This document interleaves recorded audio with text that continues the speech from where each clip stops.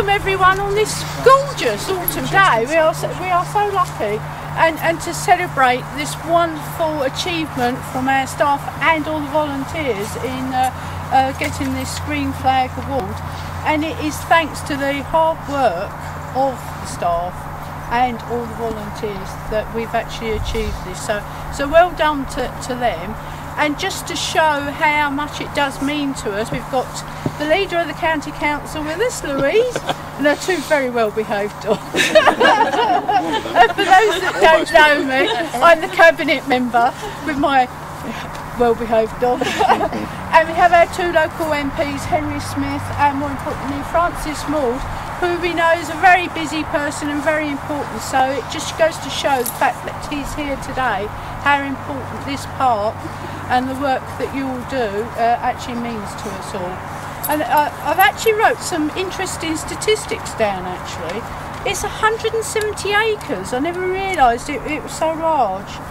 Miles from the centre of Crawley, 100,000 visitors per annum, an imaginary events programme, and including bushcraft, which is very popular with the youngsters, we do know. And apparently it's absolutely stuffed with birds.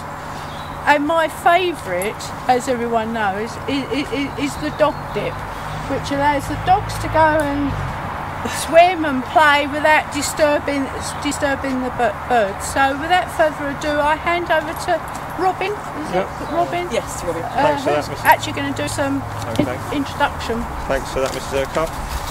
Well, welcome everybody. I am impressed by this turnout. I'm also impressed by the weather. For those who don't know me, I'm Robin Edwards, Senior Ranger at the park.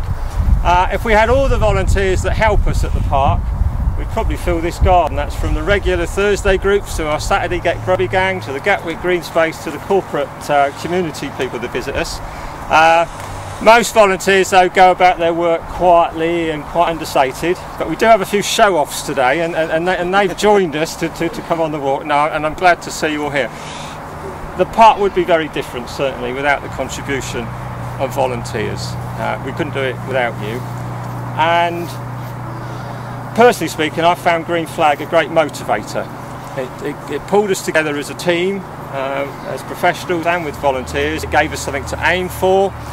And I would also say that it's an award that's going to take the park forward.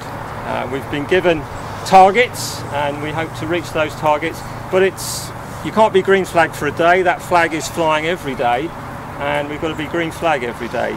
And it's certainly an award that's earned. I mean, the judges were here for 2.5 hours, and when they left I felt like I'd been in a job interview for 2.5 hours, and I felt rather like the unsuccessful candidate who just closed the door and thought of all the questions he could have answered slightly differently.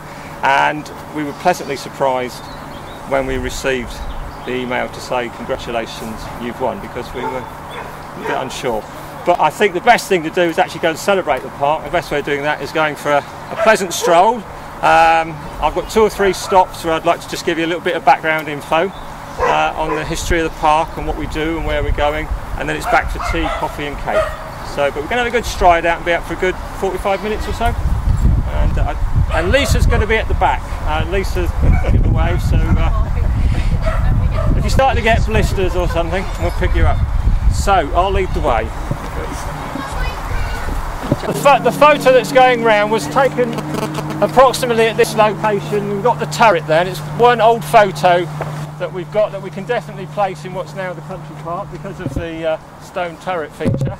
And we think that was probably taken in the early 1900s when it was part of the Saillard estate. And he was a French businessman that owned what is now Cottesmore School, and made his fortune from ostrich feathers and playing cards.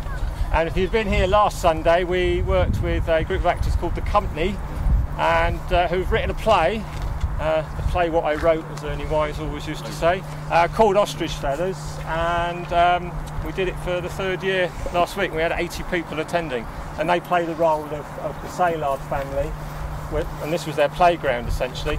The lake, he created the lake purely for ornament. It's never been a hammer pond or a reservoir, pure of a lake. And they had several hundred acres of the estate. But that photo we can definitely place there. We've got a lot of photos of a shoot, so they're obviously out potting pheasants for the day. I think you can see another gun further up the up the track. Yeah.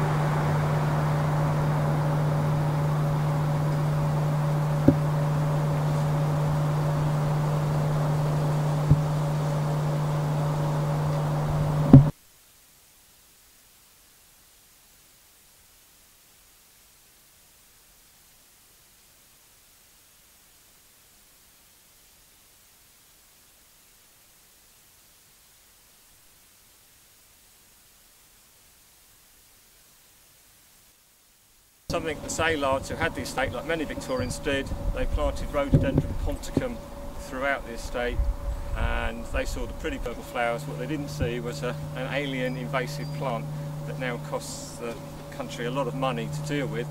We've removed it from the hill, and you can see what's come back. We've got some lovely, it's a shame, last weekend it was just purple, it's got a big purple patch. The heather's come back and it's very good.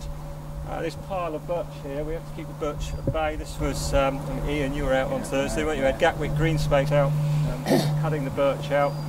So low-key maintenance to maintain the heather.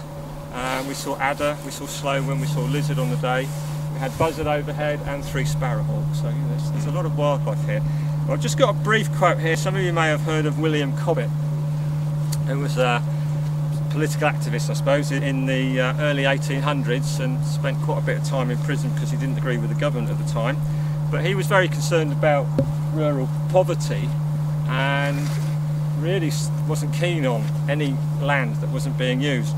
And he happened to ride from Worth to Horsham one evening in July 1823, Thursday 31st of July 1823. He's that precise. He kept a diary. He did this series of rural rides where he commented on what he found. And at that point, this land all belonged to Lord Erskine, who was the Chancellor at the time. And that's where we get the name Buchan from, because he named it after his father. It was still an area where you can say, that's all mine and I'm going to call it after Dad. So he called it Buchan. That's where Buchan comes from. He was the Earl of Buchan. But Lord Erskine owned all this.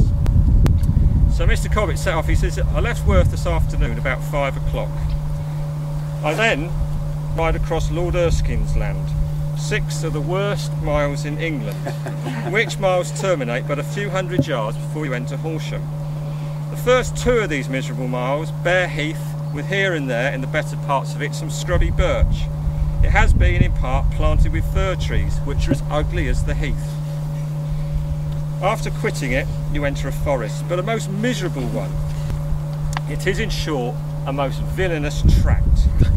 So, and he mentions some other things that he sees, and then at the end he says, I have seldom travelled over 8 miles so well calculated to fill the mind with painful reflection. Yeah. And so, because he saw this as wasteland at a time of agricultural rural deprivation, and now we put effort and finance into maintaining it as an important habitat. And you'll appreciate this. He carried on to Horsham. He said, Horsham, very clean, as all the towns in Sussex are. Horsham people, very clean. So, which is a bit patronising. Yeah, but he actually, still the case though. Yeah, still the case. I think that was in your election. But it's a great little, very good. Getting on for 200 years old though. But it shows you how things change. We value this now, and he saw it as wasteland. Yeah. And you want to keep it kind of wilderness, don't you? We want to keep it as scrubby heath, yeah. Much as it. Yeah, if I could stop the clock, we'd probably stop it almost now, but of course it won't stop it. It would want to turn into birch woodland, which we've got plenty of. Dog walkers and anglers would say it was a tense relationship at times. Dogs like to go in the water, anglers like to quietly fish. We were concerned that the number of dogs accessing the lake was churning up all the silt, the lake is a site of special scientific interest for its rare dragonflies, and it was a bit of a tense situation. I never looked forward to my morning email from the chairman of the Anglican Society because I knew what it would say. I thought, well, if we just say no dogs in the lake, we're on to a loser. We just wouldn't be able to enforce it. So we said, no swimming over there, but we'll give you a patch where you can, and it's your spot. Basically, the dogs can go in here, and it's all concentrated on one area. It was just a case of a little bit of clearance, a little bit of surfacing. We put a lorry load of stone in the bottom of the lake, so it looked like a beach, and it's worked far, far better than ever I thought. And what was interesting is dog walkers didn't really focus on what they've lost over there. I actually overheard saying, oh, it's good that they've given us this, and it never occurred to me that they'd actually see that we're getting something. So if only all things could be resolved as easily as that. Yeah. But it's worked really well, and I don't get the grumpy emails now, so which is always pleasant. So simple, but it was a solution. Yeah, very good. So yeah, I'm pleased it's worked, and it benefits the wildlife as well. Yeah. Bench has been in a couple of months. And I think this is just an example of how getting green flag has perhaps changed my thinking a little bit. It's tended to be out of the way up this part of the park. We put in the surface route to channel people so we didn't damage the environment too much. We had a tatty old bench here, and then we found it was quite popular, and we were getting concerned about the trampling on the meadow. And we're thinking, oh, do we want the meadow trampled? It was just popular. And then we looked at this with green flag, and I was getting requests, particularly from dog owners, can we have a bench with a seat? Can we a bench with a back, rather? And so we went with the flow with the dog dip. I thought, well, people obviously want to be here, so let them do what they want to do. And what we've done quite subtly at the back is let one or two informal paths overgrow, which has happened without complaint, which is better for. Are you going to complain? Well, there's always a difficult customer. Which has benefited the reptiles and the nightjars, and I thought, well, let's give them a bench. So we get donations money, and it's nice to use that donations money for something special. So we commissioned Woodland Sculptures at West Hoadley to produce this amazing nightjar bench, because nightjars, some are visiting African birds that one of the spots they breed is just the back here. So we had a heathland theme with the adders and the nightjar, and so you can do an angel impression. And it's very nice. So yesterday, with pouring rain, the tree sheltered the rain, so you could actually sit there and still be quite dry. It's great. I mean, we just did sketches, and they turned it into something like that, which is phenomenal skill. It's an elephant hawk moth caterpillar.